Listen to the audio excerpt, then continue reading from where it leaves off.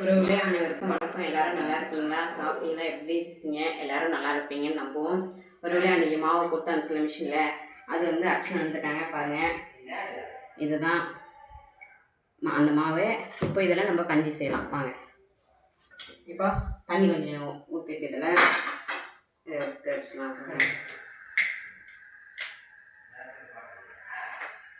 இப்போ ரொம்ப அதிகமாக கொடுத்தவங்க உறவுகளே எதுவும் இல்லாமல் இருக்குது. இப்போ 1 2 சும்மா கம்மியாக போதும், அவ்வளோதான். சும்மா ஆள் டம்ளர்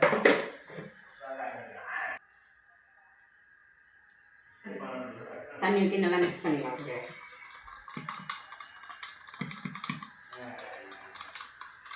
கட்டி இல்லாமல் நல்லா மிக்ஸ் பண்ணிக்கலாம். இப்போ இது வந்து தண்ணி வந்து நல்லா கொதிக்கிட்டோம். அதுக்கப்புறம் இதை கரைச்சிட்டு அதில் ஊற்றிட்டோம்.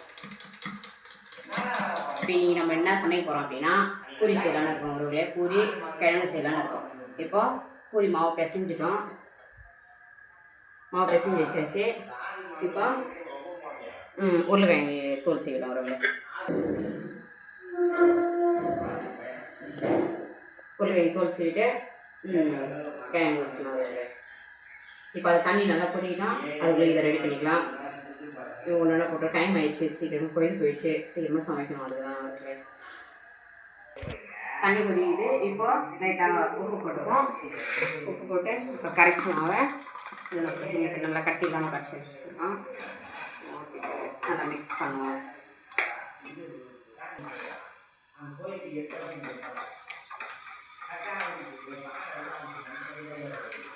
இது உருளைக்கிழங்கு சீயாச்சு. இது வேகட்டும். உப்பு போட்டு வேக வச்சுருக்கோம். இது நல்லா வேகட்டும். அதுக்குள்ளே கஞ்சி ரெடி ஆகிடுது. மாவு ரெடி பண்ணுவோம். கஞ்சி ரெடி ஆகிடுச்சுருவாங்க. இப்போ சக்கரை தேவையான கம்மியாக தான் போட்டுக்கலாம். நாட்டு சக்கரை இருந்தால் நாட்டு சக்கரை போட்டுக்கலாம், இல்லைன்னா சர்க்கரையை போட்டுக்கலாம்.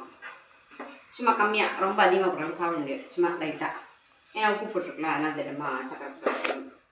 இப்போ நம்மளோட கஞ்சி இப்படி தான் இருக்கும். இப்போது கஞ்சி ஆஃப் பண்ணிட்டோன்னா உடனே குடிக்க முடியாது. டீ குடிக்கிற மாதிரி கொஞ்சம் நேரம் ஆகும். ஏன்னா அதிகமான சூழ்நிலை, அதனால் கொஞ்சம் டைம் எடுக்கும். காய்ச்சி வச்சுட்டு அதுக்கப்புறம் நம்ம இருக்கிற வேலையை பார்க்கலாம். இவன் தக்காளி கட் பண்ணியாச்சு, ஆனியன் கட் பண்ணியாச்சு, உருளைக்கிழங்கு வந்து இருக்கேன். இப்போ மாவு தேய்க்கலாம். உருளை நம்மளுக்கு பூரி தேய்க்க ஒரு ஆள் மாட்டிக்கினாங்க பாருங்கள். இவங்க தான் பூரி தேய்ச்சிட்ருக்காங்க பாருங்கள். பாப்பா எவ்வளோ மெலிசாக தேய்ச்சி போட்டிருக்கா பாருங்கள். ஆனால் கொஞ்சம் ரவுண்ட் ஷேப் வரல, இருந்தாலும் அவங்களால முடிஞ்சதை தேய்க்கிறாங்க. ரெடி பண்ணிட்டீங்களா மேடம்? சரி, ரெடி பண்ணுங்கள், ரெடி பண்ணுங்கள்.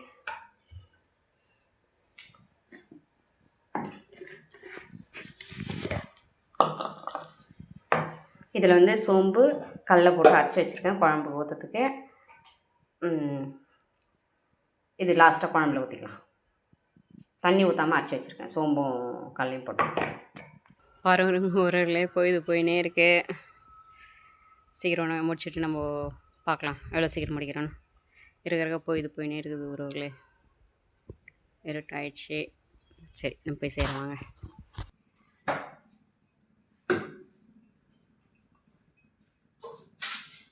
உறவுகளே கிழங்கு வைக்கலாம் வாங்க.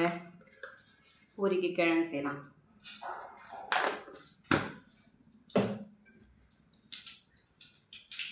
கொஞ்சம்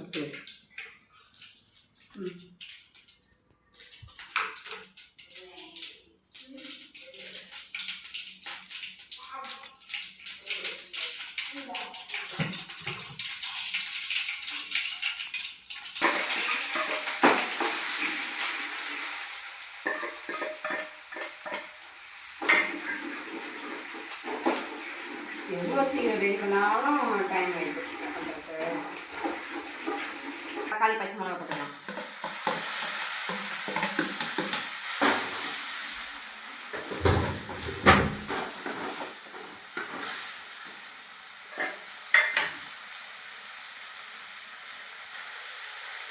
ஏற்கனவே உருளைக்கிழங்கு உப்பு போட்டுப்போம் கம்மியாக.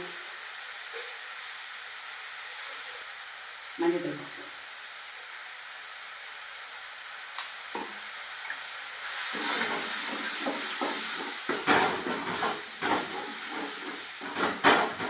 இப்போ ஒரு இதுதான் கஞ்சி. இப்போ கஞ்சி சாப்பிடலாம். அது வரைக்கும் இருக்கோம், அது கஞ்சி சாப்பிடலாம். நீங்கள் பாருங்கள் உருளை தண்ணி ஊற்றி வச்சு இது நல்லா கொச்சின்னு இருக்குது. இப்போது உருளைக்கிழங்கு வந்து நல்லா மசிச்சுப்போம். மேடம் கத்தியிலே கட் பண்ணுறாங்க ஸ்லைஸாக. எப்படி கொஞ்சம் பாருங்கோ. தேய்ச்சி வச்சுருக்காங்க உருளை இது. இப்போது கேஸ் எண்ணெய் காஞ்சினுக்குது. இது போட்டுக்கலாம். இது ரெடி பண்ணிடலாம், குழம்பு ரெடி பண்ணிடலாம் உருளை ஃபஸ்ட்டு.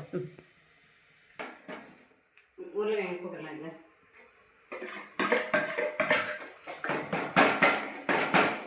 தண்ணி நல்லா கொதிச்சு உருளைக்கிழங்கு போட்டு லைட்டாக மிக்ஸ் பண்ணி விட்டுருவோம்.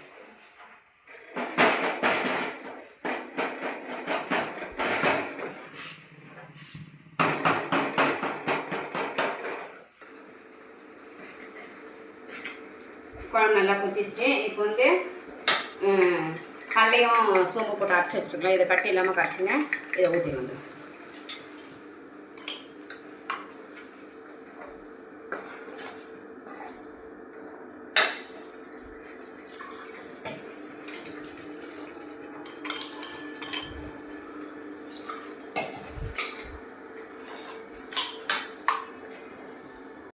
பாருங்கள். ஒரு குழம்பு ரெடி ஆகிடுச்சு. கிழங்கு பூரிக்கு இப்போ பூரி போடலாம்.